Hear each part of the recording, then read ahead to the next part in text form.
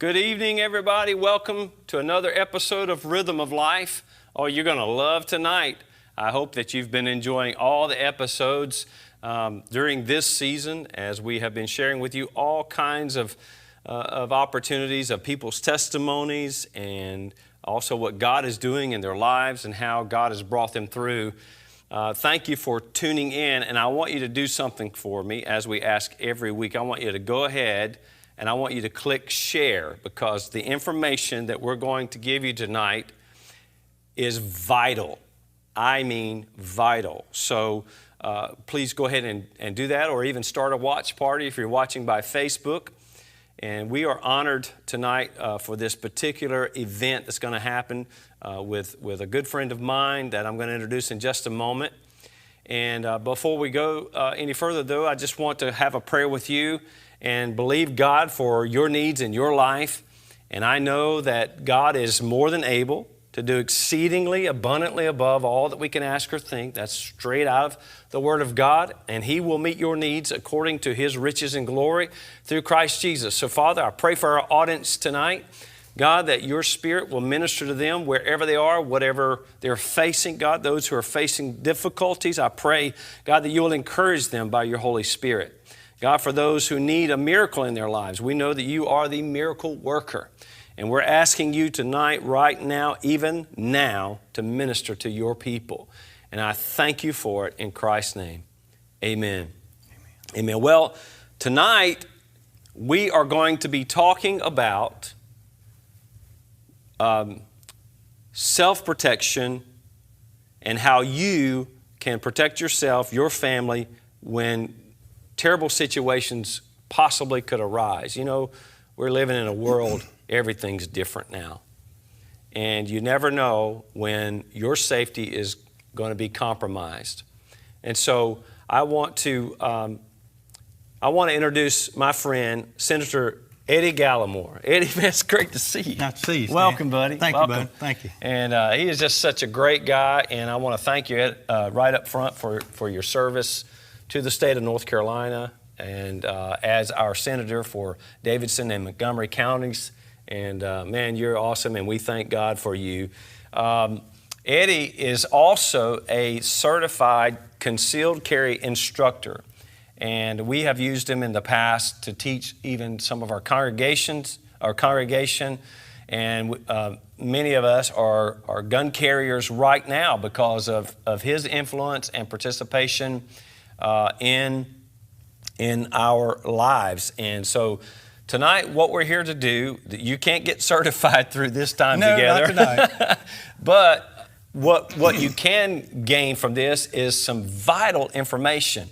And I want to let you know up front that I've got my iPad right here in front of me, and I can see with my own eyes our Facebook feed on Freewater Church. And we're going to answer questions that you might have for the next 55 minutes or so about carrying guns, anything you want to ask. If we can't answer it, we'll get back to you. Isn't that that's the best way to do it, isn't Yes, it? sir.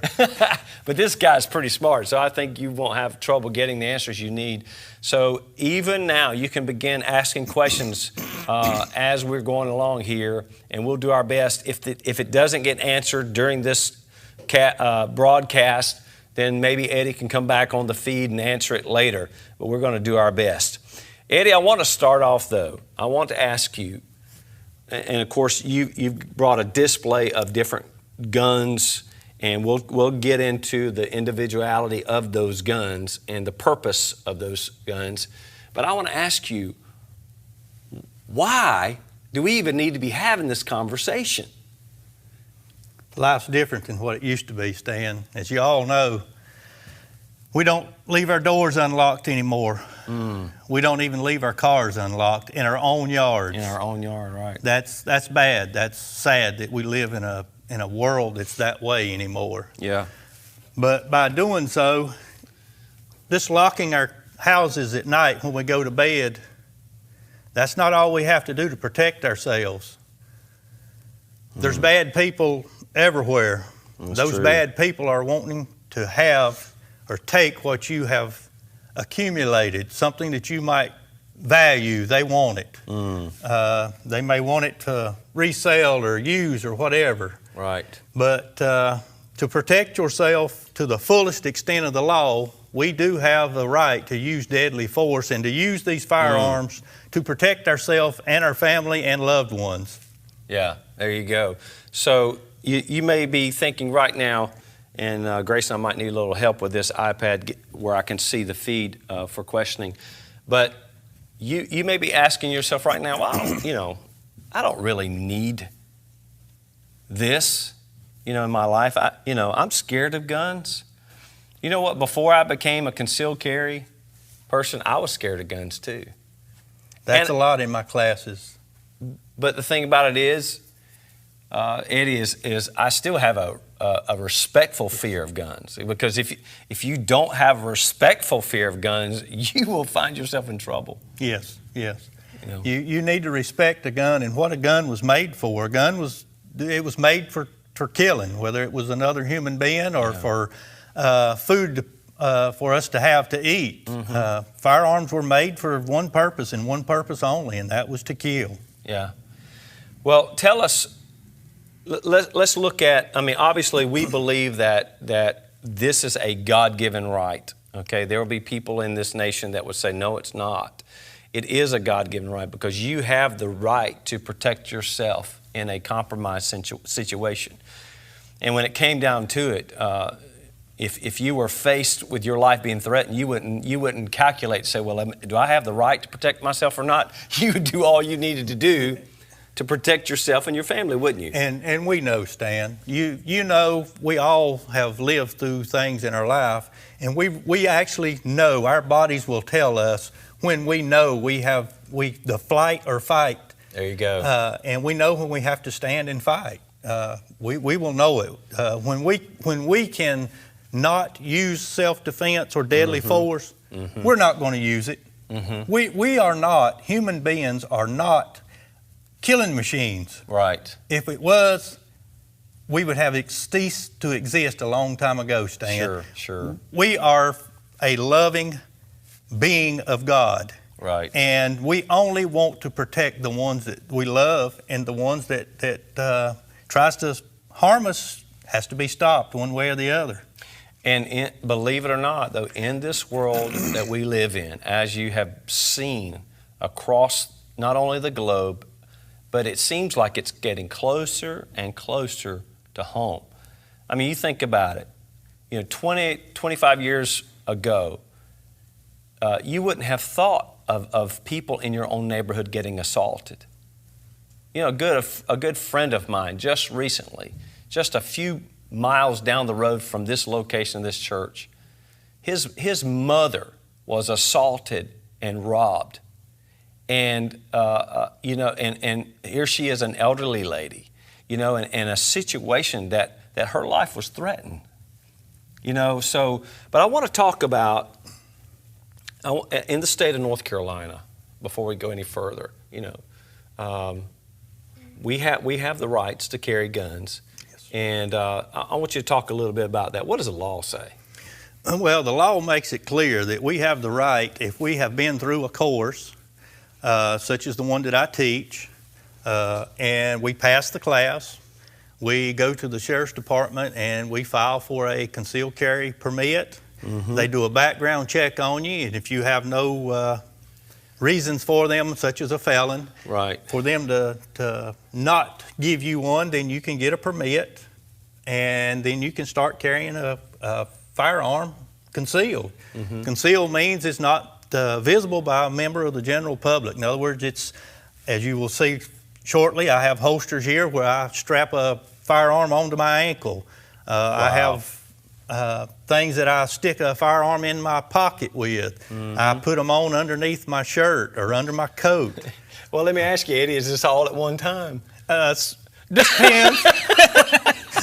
I have been known to carry more than one at a time, especially this time of the year. Right, it's election time, so we have to be prepared. That's right, and this is such great information. But it is your God-given right, and we're not trying to promote just a bunch of, gun-toting people to say that you carry a gun. No, it needs to be respected, and it's something that you would only even make anyone aware that you have it when your life is threatened. Otherwise, no one ever knows it's on you. In the realm of concealed carry. Yeah. When you're concealed carry and you're walking into dinner at night to a restaurant or into a grocery store, if that person is concealed carrying, there's no telling how many people that's in that room with you that has firearms on them. I know when I carry, and I do carry, I don't let it be known. There's no one knows that I have a weapon on me. Yeah.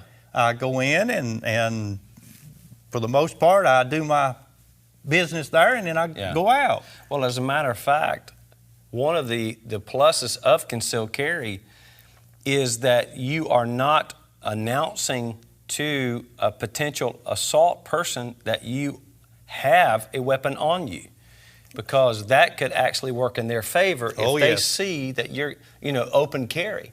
Yeah. Well, there's something, if I can catch him unaware or her unaware, I'll grab it and then I'm in control. Right. But if it's concealed, as you're probably concealing right now. And so I will not say. I won't say either then, if I am. So that's part of the purpose of concealed carry, is that you're not announcing. When you come in with a 9mm on your waist, guys, and you look, and you're looking, demonstrate that. So you walk into a. That's legal to do. It's legal to do. You can do that. But what you're also doing is you're announcing to a potential assault person, come get me. I have a weapon on me. You can see it, plain as day. Yeah. And so, you may be asking, well then, why do I need concealed carry if I can open carry? That's a huge reason. Can you think of another reason? Well, I'm armed now. Now you're going to question as soon as I get it off. Yeah. Now am I armed? You don't know. You don't know. And that's really an important thing to know. That's why you carry concealed. Is the surprise or the ability to have one on you, a firearm on you, and no one know that you're actually carrying it. Right. So if someone watching tonight, Eddie, number one, they're afraid of guns. Okay, we'll walk them through that. But more than that, they're like, you know what? I have a friend. They might be saying, I know someone that should have been able to protect themselves better, or they got in a compromised position, or maybe they're watching and say, I know a time when, outside of the grace of God, I probably should have lost my life. But now that we're answering why they want to conceal, what would it take? Again, you mentioned a class. For instance, if you were to sign up, and we're going to offer this at the end of the show, but if you were to sign up for a concealed carry class with Eddie Gallimore right here in the Winston-Salem area, take us through that. What would it look like? Time frame, all of that. Well, what would it look like? State law mandates that we have to have 8 hours of classroom time. There's 4 hours of gun laws, and there's 4 hours of gun safety. That's mandated by the state. The course I teach is given to me by the state that I pass on to my students. Then we have a shooting range part, which everyone has to shoot. We shoot 30 rounds. We shoot at 3, 5, and 7 yards. You have to get at least 21 shots in the target for those 30. So it's not real bad. We do have to take a test. There is a test, so don't panic. I have been teaching this class for well over a decade, and I have taught over 1,000 people, and I have never had anyone to fail the class. Yeah. My oldest student was a lady one time that was 82 years old. Oh, stop it. And that's awesome. She loved it. She really enjoyed it. I do spend time if someone wants to do a little extra or they're not feeling comfortable. I will spend time after the class even, and I will work with anybody that needs it a little extra, because not everyone is comfortable holding a gun in their hands. Well, I must admit, and again, here I am. I'm a person. I did not grow up with guns, except my dad. My dad had a 12-gauge shotgun that was on a gun rack that I made for him in shop class in 8th grade in his bedroom. And the only time that gun was ever used, Eddie, was at Thanksgiving when we went to my grandparents' house, and I got to shoot milk jugs down on the farm there. So. Well, I thought you was going to say you got to shoot mistletoe down with it, Stan. No, I just got kisses under those. Anyway. So, so I didn't really grow up with guns. And, we didn't grow up hunting. So this was all very new to me. But a few years ago, I guess I've been a concealed carrier for about 4 years now. And it just became apparent to me that the world we're living in, I need to be able to protect myself and those whom I'm with. So I just want to encourage you tonight. Maybe you're like me. Guns scare me. I don't like to be anywhere near them. Well, when you have a respectful fear of them, that's the first step. And then you go through the training. And tonight, in just a moment, we're going to talk about different kinds of concealed carry guns for you to consider. And but the class, someone's asked how much it is. I think the rate's still $50 or $60, right? I charge $50. The same rate I've been charging ever since I started teaching. All right. Not went up, even though the scare tactics for a lot of people have went up. I still charge because it's expensive. Yeah. You pay me $50 to come sit in my class. You go to the sheriff's department and you shell out another $90-some to that. You leave from there. If you don't have a firearm and you have to go buy a new firearm, then you're looking at anywhere from $300 up. And when I say up, it's easy to sink $1,000 into a firearm to carry conceal. So it's expensive. And in the practice and the shooting, and now with ammo as high as it is right at the moment, that cost is even more. But is it worth it? If your life is in danger or your loved one's life, especially a small child, think about people coming and grabbing a small child away from its grandparent or its parent and running off with it. It happens every day. Yes, it does, Stan. It might not happen to you today. It's only because you don't have a little kid with you. Right. Because this stuff happens. It happens. Child trafficking is a huge industry in this world. Oh, wow. And it does happen. Yes, it does. So I really want to encourage you. Again, if it's still not too late for you to share, click share and share this post with your friends tonight and say, and have that conversation. Husbands and wives, you need to sit down and have a conversation. You say, I'd love to be a concealed carrier, but my wife would never, allow that, or my husband would never allow that, or my children, or my mom and dad, would never.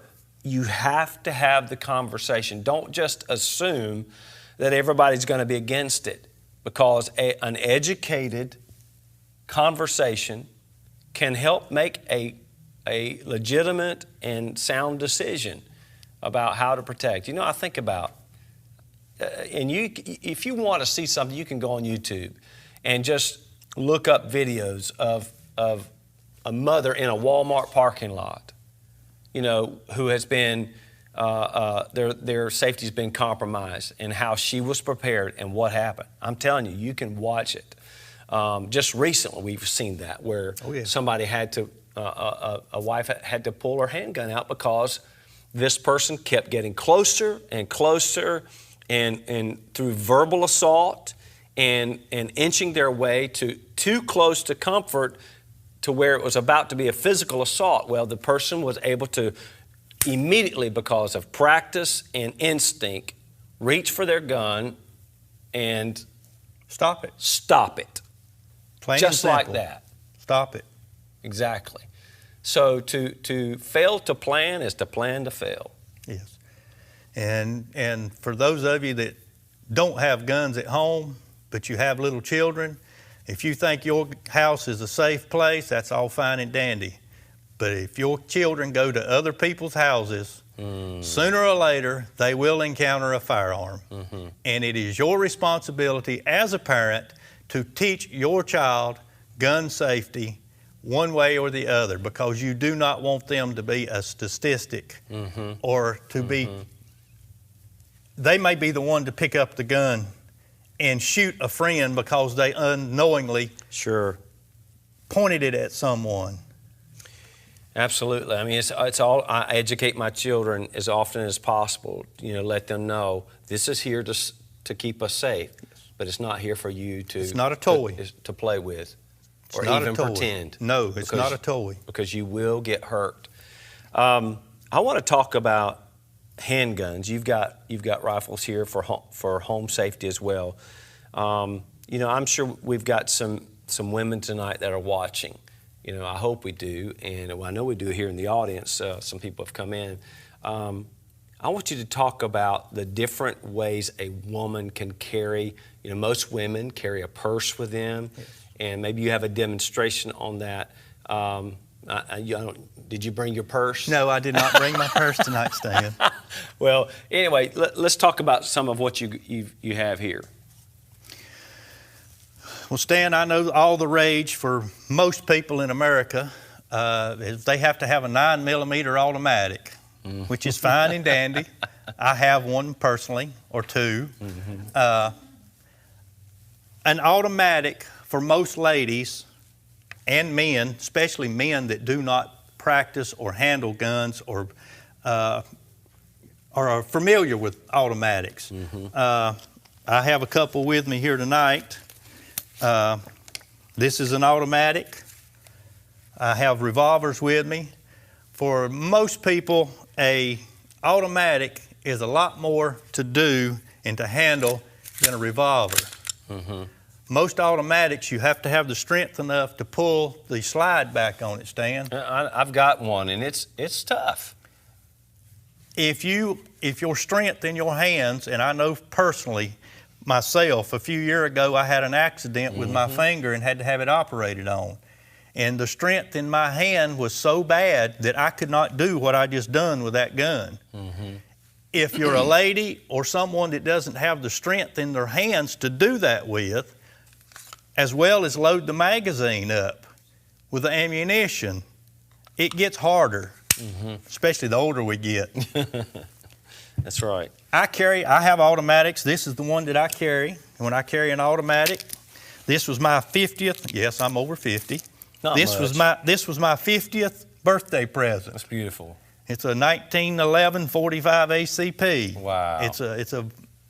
I like carrying it. My wife gave me that for my 50th birthday. But most of the time when I carry, this is the gun that I carry. And as you can see, I can carry whatever. This is a 38 Smith & Wesson J-frame. It's small, it's light. This gun weighs just over a pound loaded. For the purpose of using it for self-defense, I like it. Wow. I like it because it's small, it's light. The round that it uses was a round that was used by police officers back in the 60s, 70s, all the time. This was the backup gun that they had on their ankle when they went out for duty. This is the round that it shoots. That's a 38. It will do what you need to do to stop someone from hurting you. This gun is small. This is the same gun, only it's a .357 Magnum. It's a little bit bigger. Yes, you can carry it if you have your trench coat on. In the wintertime, we can carry this. I don't usually carry mine. So. I carry. Most of the time I don't carry my .357 Magnum. By the way, with a .357 round in that, you'll look like you're trying to start a fire, Yes, sir. That gun, of all the firearms that I have laying here on the table, that gun is probably the most deadliest gun to use for self-defense in a home. Mm-hmm. That gun has enough velocity and power. If you have a normal house, you can stand inside your house and shoot that gun, and it will go through your house and come out of your house and kill somebody standing in your driveway. That's it's right. that powerful.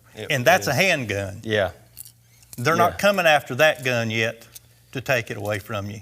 And that's one of the reasons why with the long barrel, because of mine's not quite this long, but the weight balance of it makes a big difference. It makes a big difference. Yes. That actually, you know, my wife can shoot my .357 and is actually as balanced as my 9mm because of the weight carry on it. Yes. So, and you can shoot a .38 in this. Yes.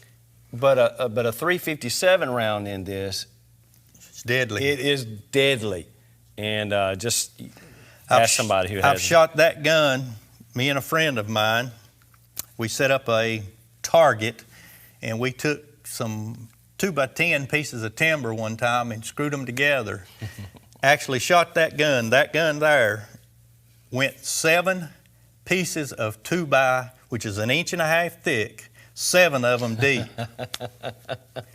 So that's your dangerous. house, unless it's a brick house or a stone house, that's dangerous. Yes, it is. It's very dangerous to have that in your house to use for self-defense. But for a woman that, and by the way, they make, and I encourage women that would like to have one in their purse. I mean, they make purses that are designed specific for concealed carry in that purse. Yes, the purse actually has a pocket in the gun that you put nothing in that but your firearm. It has a holster in it that you stick your firearm into that holster. That holster is Velcroed to your purse. And ladies, you do not have to draw your weapon to use it in self-defense.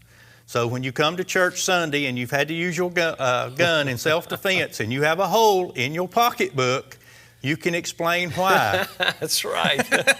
Yeah, you know, you can replace the purse. Just shoot through the purse. Okay. Correct. But one recommendation on that for women is to consider the hammerless revolver, right? Yes. This is what Stan is talking about. It's hammerless. It has no hammer. It is a double action only.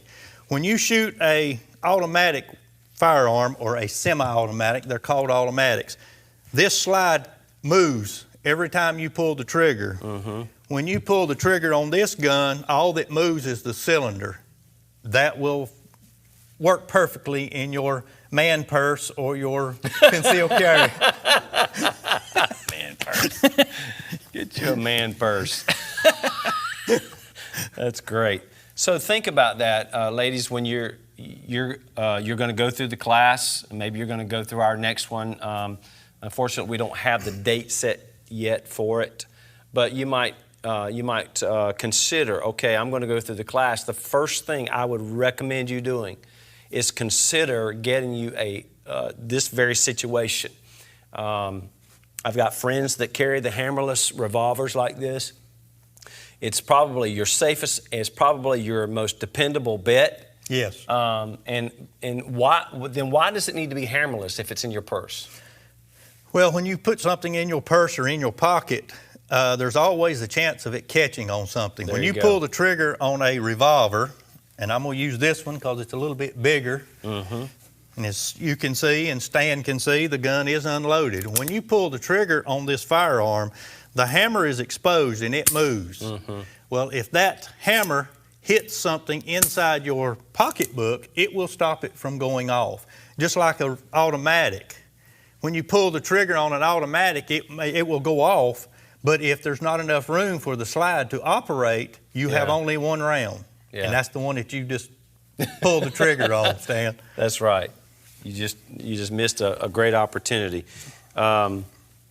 Just looking here to see if we had any more questions. Feel free to, if you're watching now, feel free to ask questions. We're looking at it online, and we'll try to answer any of those for you. Anything else about personal handgun carry that you would like to offer up? Well, the biggest thing is find you a gun, a handgun that you're comfortable with. Make sure it feels good in your hand. Make sure before you ever shoot it. Yes. If it doesn't feel right in your hand, you won't like to shoot it. Yeah. The two guns that I showed here, the one that I carry and the hammerless, those guns are exactly the same guns. One of the guns has a grip on it that's fatter and softer, which feels better. The other one has a laser grip on it, which actually has a red laser. You can squeeze the grip and it will show up a red dot on whatever it is you're going to shoot. Yeah. If you don't feel comfortable with the gun that you have, you will not practice with it. And if there's nothing else I can say tonight in all this for self-protection, you have to practice. You cannot go to the gun store and buy a firearm and put it in your purse or in your pocket or on your side and expect to be able to use that weapon in a self-defense situation and be comfortable doing it. Because when that self-defense situation arises, you will only fall back on what you have trained to do, because it will happen so fast and you will not remember what you should do or what you shouldn't do and all that. You can only react to what has happened. What is happening. And again, just because, we talked about this before the show, but just because you have a gun on you doesn't mean that you're automatically protected from the world. No. It does not mean that. As a matter of fact, Eddie and I were talking before the show tonight that probably one of your worst enemies in a situation is panic. Yes. So how can we be more agile against pandemonium when it happens? What can we do? Practice. Practice. Practice. That's right. And we can practice without our guns. We can get our kids, especially, and we have some kids here in the audience tonight. Teach your kids, if you are walking through the parking lot of anywhere and you feel that it's just not right, the hair on the back of your neck, well, those of us that have hair. Shush. The hair on your back stands up just a little bit. You feel uneasy. Yeah, you know. It's, right. It's the instinct. Yes. Take your kids and teach your kids to stand where you need them to stand. You do not, by no means, want to pull a weapon or point a weapon, and something that you're not wanting to harm is between you and what you are wanting to harm. Teach your kids. Yeah. If you're alone, guys, and you've got your 44 Magnum with an 8-inch barrel on it, you know, what the hey. You did say hey, didn't you? Yes, sir. I said hey. Yeah. That ain't going to happen. You're not going to be in that situation. It's going to be you and your wife or you and your child or your grandkid. Yeah. That's when it's going to happen.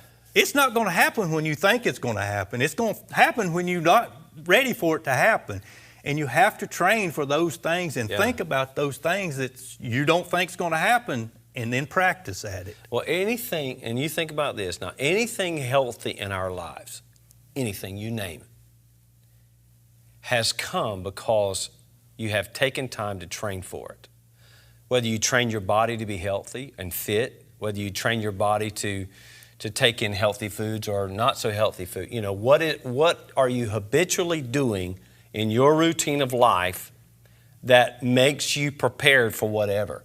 And so self-defense is one of those. Yes. But you think you take law enforcement, by the way, we're honoring law enforcement and first responders this Saturday right out here at our location at 12 o'clock, Back to Blue. I can't wait. That's exciting. But you think about those guys and gals out there, when they face a scenario where they're having to stop an assailant or whatever, they have gone through that scenario over and over and over again. You say, well, how can I do it? You need to, whether you go to Pro Shots or whether you go, you know, wherever it is, or even in your backyard, if you have the place to shoot, you need to get out there and find you some targets, set you up some jars, set you up some printouts or homemade targets, and you need to go through and experiment with your weapon. Now, speaking of weapons, someone asked, to go to the class. You know, they already need their own weapon. You just, whether you borrow somebody's, right? Yeah, it's in my class. I usually have guns there, and I rent the guns, and as long as you pay me for the ammunition, you can use my firearm. I usually let someone shoot a little .22, so most of the people that don't have it, it won't be hard kicking, and it won't be real loud, and it won't scare you when you shoot it. It's easy to shoot. Yeah. So yeah, it's come to class and you'll love it. Yeah. Especially you ladies. You think you're scared of them, and you think that it's not something for you. It's not all about guns and shooting. It's about learning the safety of the guns and knowing when you can use the gun and when you should and how you should. I must say this, and I know she's watching, but when we took your class, and my wife and I both took the class together, she was a much better shot than I was. Most ladies are. Let's talk about that. They are. Most ladies, of all the classes that I've ever taught, I had one gentleman one time that was a retired police officer from New Jersey. He was good. He was a retired police officer. He had spent 30 years carrying a gun. The next one was a lady that had never shot a gun in her life until she came and took my class. And I told the lady afterwards, she was in her early 30s, I said, if you would like to shoot competitively, you should get into it. She just had an act for it. Mm-hmm. She had never learned mistakes. That's the worst thing us guys do when we put a gun in her hand, those of us that shot in. Oh, I've shot and I'm good at it. No, you're not. That pride just gets us every time. Eats us, yes. And the girls come in, oh, I don't want to do this, I'm scared. And then they get to shoot and they love it. Well, I wouldn't be afraid for my wife to protect us at any time. But she has asked online. We got a few questions coming up. But talk about the mother, and we've already hit on it some, but the mother who wants to carry. You know, she wants to protect her kids, but she's so afraid that especially with the smaller kids, they're going to start digging in her purse for gum, you know, or something like that. And there's that revolver. There's that gun. You know, but if she puts it on, if she puts the safety on, then that's compromising when the scenario arises. So what do we do? What do they do? The safety thing, if you're carrying an automatic that has one, you can put it on. But if you have a revolver, the only safety that revolver's got is your finger. Mm. They do not have safety. Some revolvers now have a lock, which carries a key that you have to stick in it to unlock it. If you're going to do that, just leave your gun in the car locked up, because it's not going to do you any good when you need it. The ladies' pocketbooks works real good. Mm-hmm. Those pocketbooks stand, most of them are zipped, where you can grab it to unzip it. They have locks that you can put on them. So when it's laying in the back seat of the car and you're riding down the road and you really don't need that gun, then you can lock it up. But the best thing to do is take little Johnny out and let him shoot that gun. I had actually my cousin, he was 8 years old many years ago. Yeah. Him and a little friend. Now his father and mother had no guns in the house whatsoever, but him and his little friend was over at his little friend's house. Yeah. They found a gun. Yeah. Luckily it was all talk.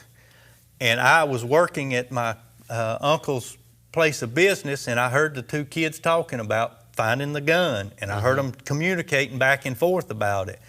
And I told my uncle, I went to him and I said, they found a gun and they're talking about it. I said, let me take him out here and let him shoot. There you go. Let him get comfortable or know what's going to happen when he pulls the trigger. My uncle said, well, I don't know, let's talk to his mama. I went and talked to his mama, and I told his mom, I said, I can teach him, it'll be safe, and it'll be okay. If he picks up this gun and that little boy or him is in front of it and it goes off, one of them could get killed. Yeah. So reluctantly, she said, okay. I took my cousin out. I put a .40 caliber Smith & Wesson automatic in his hand, which held 10 rounds. And before the magazine was empty, he'd had enough of shooting a gun.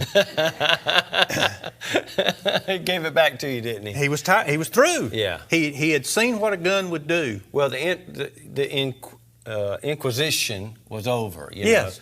And so, it's all about education. Yes. But now, here's one thought, answering that question, you women that would love to carry, but you're afraid of you can be mindful about, okay, we're about to step out of the car and go into this building. Now would be the time to maybe, prepare that weapon for easy access, where maybe, like you were saying, traveling from home or while at home, it's different.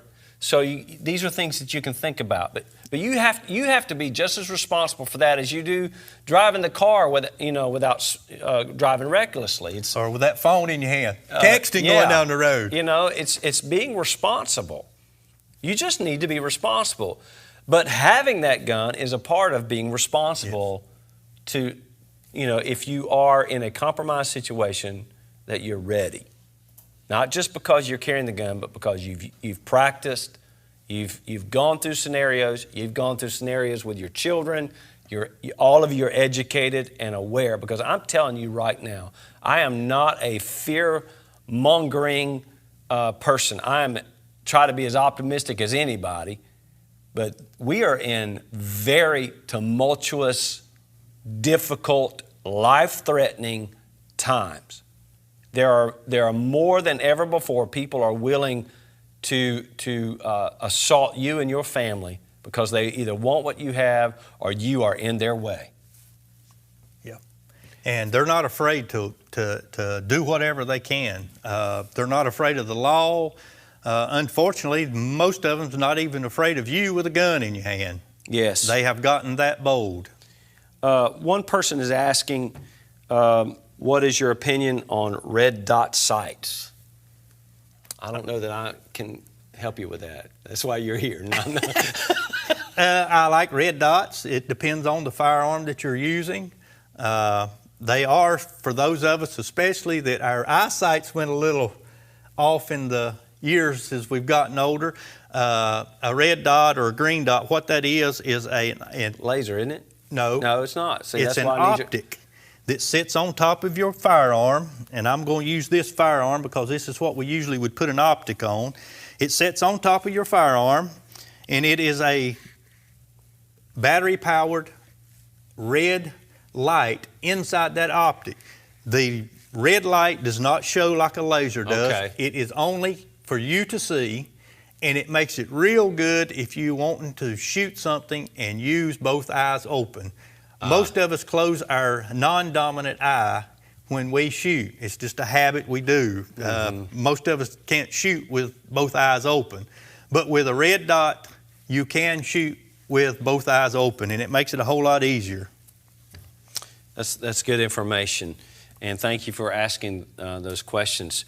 So hopefully, and we're going to move on to some rifles here, but hopefully over these last 45 minutes or so far, you're feeling more comfortable that maybe this is something you need to consider. I want you just you have to think about the worst things that can happen that will cause you to think, well, maybe this is for me. You think about, you didn't mean to, but all of a sudden I was talking to someone the other day who accidentally cut someone off in traffic. It just happened. Well, next thing you know, that person followed them all the way to their job. And you see it all the time, because road rage, it's almost like people are looking for a reason to be angry.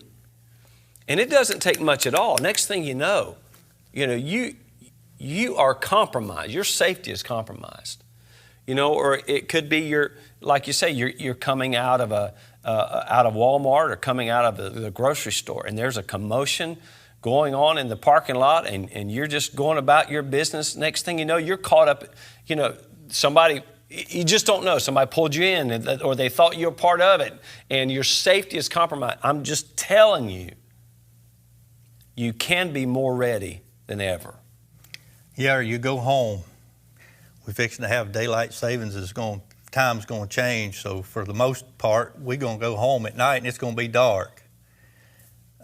When you walk into your house at night, is someone there or has someone been there? I had a friend just in the last few days, someone tried to break into their house. You really don't want to walk in somebody in your house unless you're armed.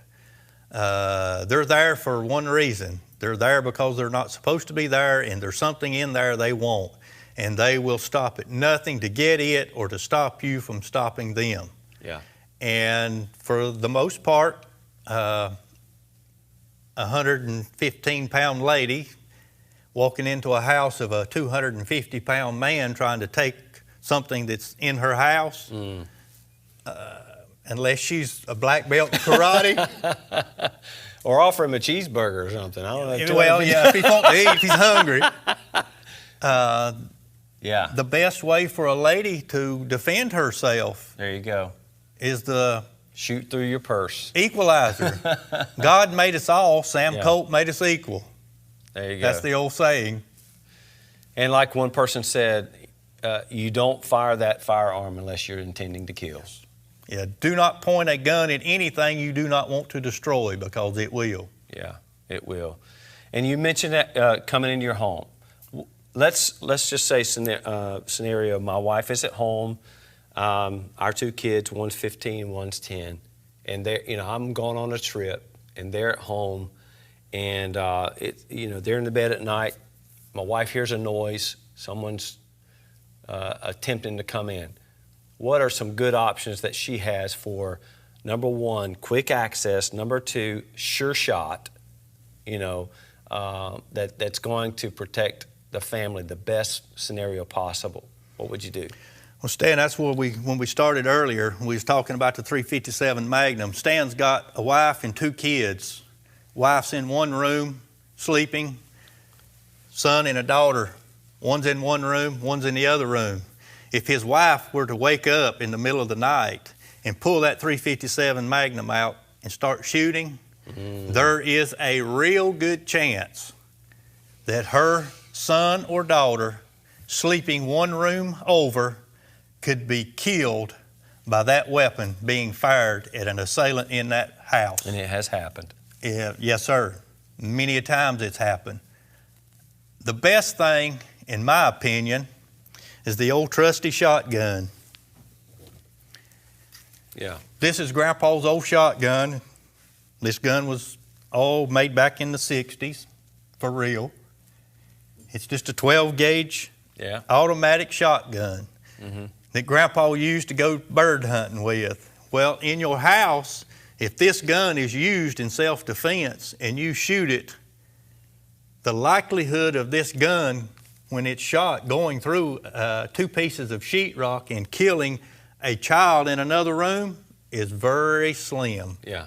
Because it does not have the single round, unless you're shooting slugs. Yeah. It don't have the kinetic energy or the velocity to damage and go through into that other bedroom and to harm that child.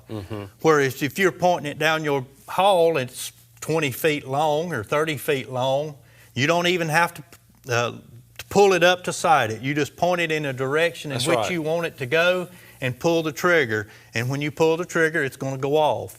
That's right. The person that you're trying to hit doesn't even know it unless he hears you. Give us the critical sound there. What is it? That. Then he knows you just chambered this shotgun and it's ready to fire. That's the last thing the man who got killed in your house heard. Yes. And he was sick just before it went off. That's right. And the reason why a 12 gauge is good for you, men and women, but especially women, is that, in that pandemonium moment, you're not having to worry about a sniper shot, with a single bullet, because this is a 12 gauge has got pellets in it that's going to spray out. Right? Yeah, and you're not wanting to kill the person. You're wanting to stop the threat. Yeah. Your whole thing is to stop the threat of someone harming you or your loved ones in your house. Yeah. All right, here's the next question that you and I were talking about. When you got a friend right now that's up against the same situation, when is it that you have shot on your property in self-defense, or when is it potential that you could be charged with attempted murder or murder itself? Yeah, there is, and that's one thing we talk about in the class. You and I do not have the right, even on your own property, if someone has come onto your property, just because they're on their own property, you do not have the right to use deadly force. If someone is actually taking your, let's say, weed eater, laying on the bed of your pickup truck, yeah, you do not have the right to use deadly force to stop that person from taking your weed eater. Wow. You can't use deadly force to make someone stop from taking your property. The only time you have the right is when that person has started to do something physically to harm you or someone else. You have the same right to defend someone else's life just as if it was your own life. So to use it in self-defense, it's just that. It's in defense of someone, not somebody's stuff. And that's one of the things we go through when we do the class. It's very important, Eddie, for you to know.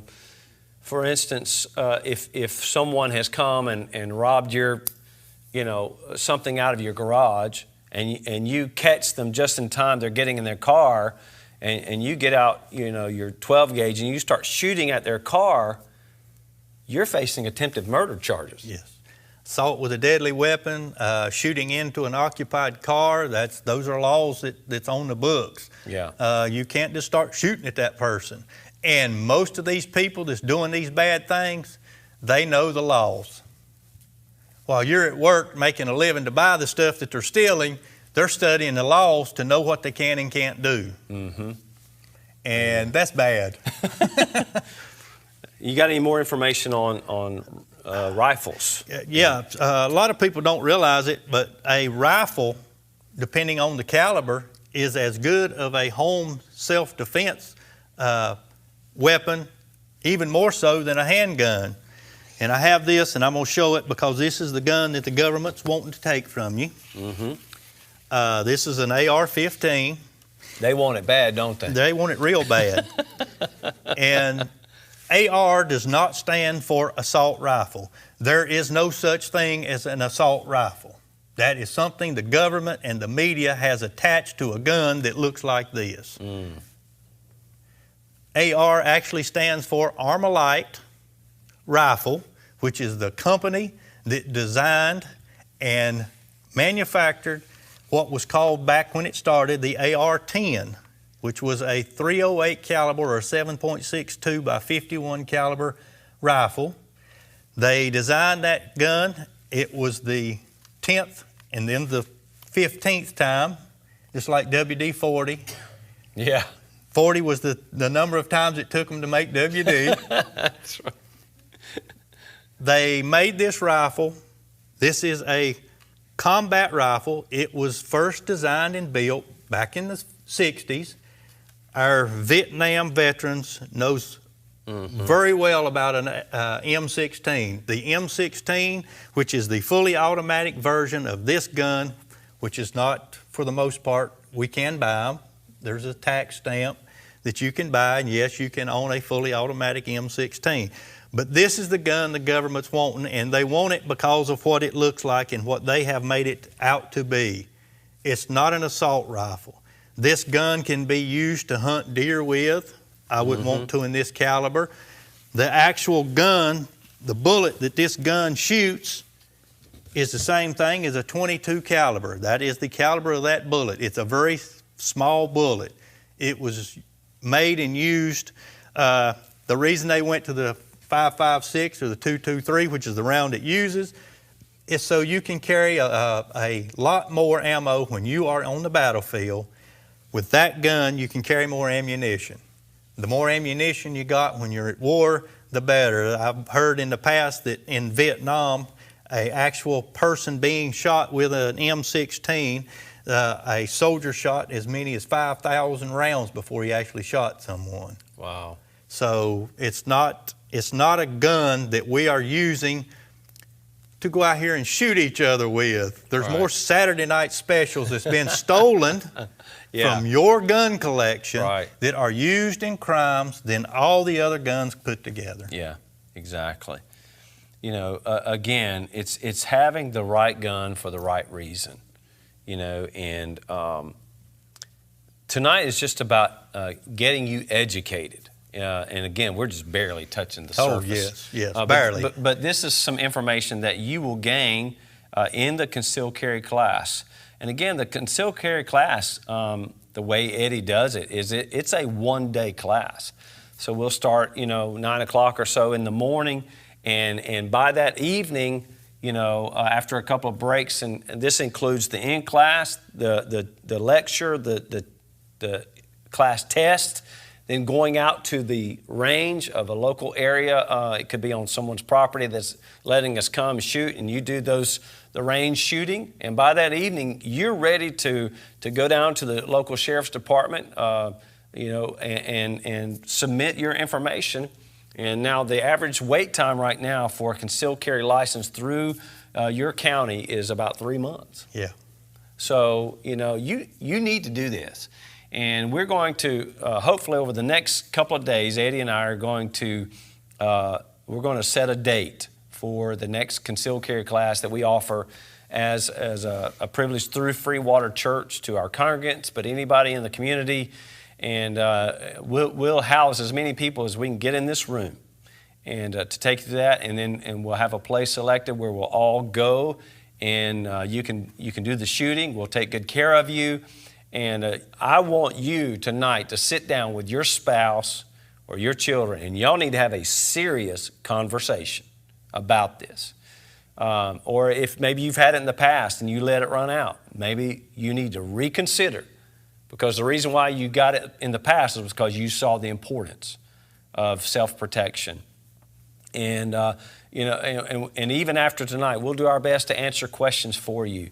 And how we can get you more prepared. This is not an opportunity for us to try to stir up fear, or this is nothing political tonight. You got to understand that. What we're doing tonight, what we do out there Saturday for Back the Blue, is nothing political about it. It is a God-given right. Listen, you have the right to bear arms. That's part of the Constitution. Second Amendment. You have the right to bear arms, whether you carry it for everybody to see, but more importantly, if you carry it that nobody knows you have it except you.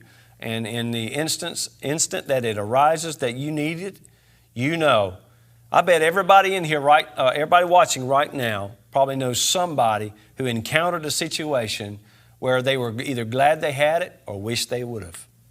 Yeah, you won't need it but once and not have it. Yeah. The alternative is not so good, is it? That's right. Yeah. So before we go, is there anything else that you feel is very important for the people to know about? Go vote. It started today. Please go vote.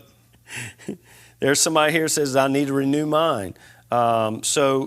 This is so enlightening. It's so important.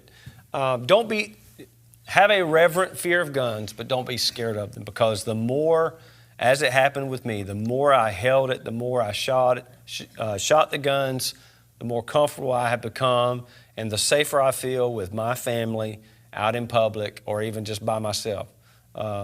Listen, I'm out in public every day, all day. I'm in a different town, a different county. I'm all over the place, and it brings ease to my mind to know that I'm protected. Yes, things can happen that if you were all wrapped up in guns like Eddie might be on his ankle, he's like connected to my elbow, connected to my ankle bone, all of that, still, it doesn't mean that you are completely immune from an attack on your life. But it does mean that you are more ready than if you were carrying nothing.